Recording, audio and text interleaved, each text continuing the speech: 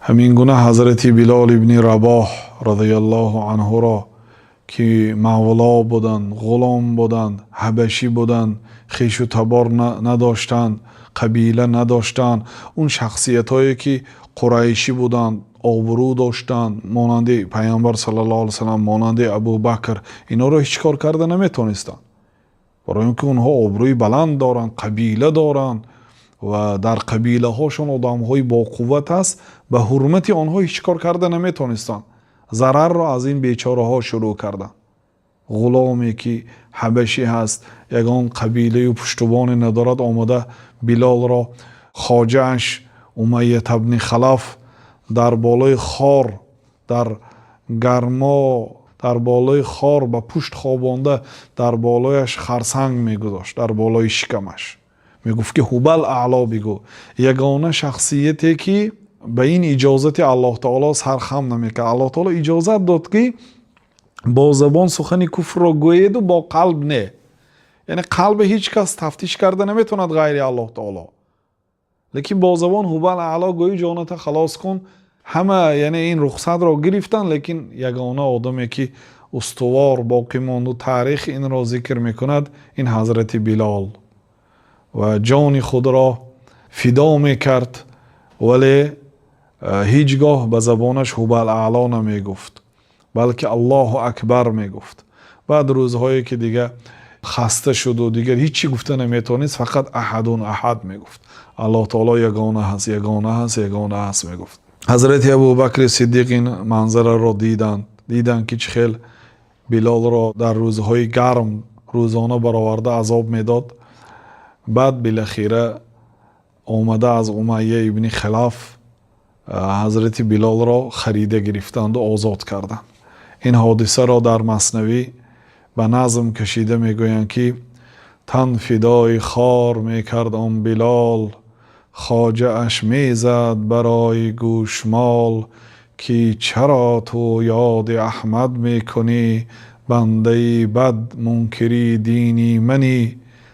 میگفت که تو بسیار غلامی بد هستی، دینی خواجه ات را ترک کردی، بنده بد منکری دینی منی، دینی من را انکار میکنی.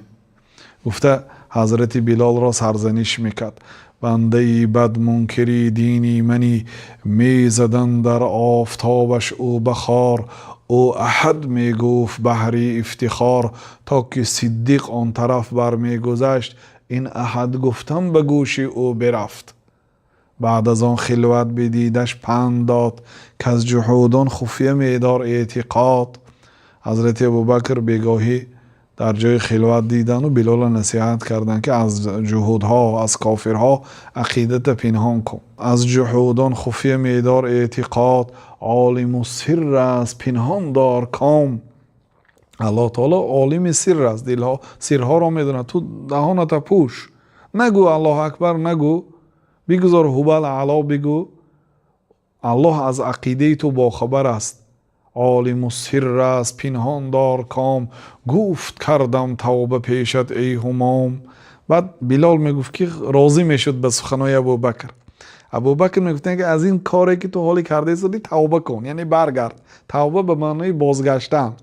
برگرد یعنی هوبل اعلا بگویی جانت خلاص کن، خودت به بلا گرفتار نکن. گفته نصیحت میکردن، حالتش میدیدن، در ابتدا رحمشان میآمد. گفت کردم توبه پیشت ای همام. بلال راضی میشد، خوب شد است میگفت. لیکن فردا وقتی که عذاب رو شروع میکردن زبانش نمیگشت به گفتن هوبل اعلا.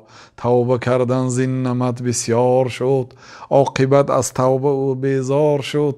ابوبکر باز میدیدن و با نصیحت میکردن، با توبه میکرد. بلال میگفت که خوب است، بگه هوبل اعلا میگم توبه کردن زین نمت بسیار شد، عاقبت از توبه او بیزار شد. فاش کرد اسم و تن را در بلا، کی محمد ای عدوی توبه ها، ای رگی من ای تنی من پرز توست، توبه را غنجا کجا باشد ز تو. توبه را زین پس دل بیرون کنم، و از حیاتی خود توبه چون کنم. این حیاتی من از این دینی مقدس اسلام، چخیل من از این بازگردم.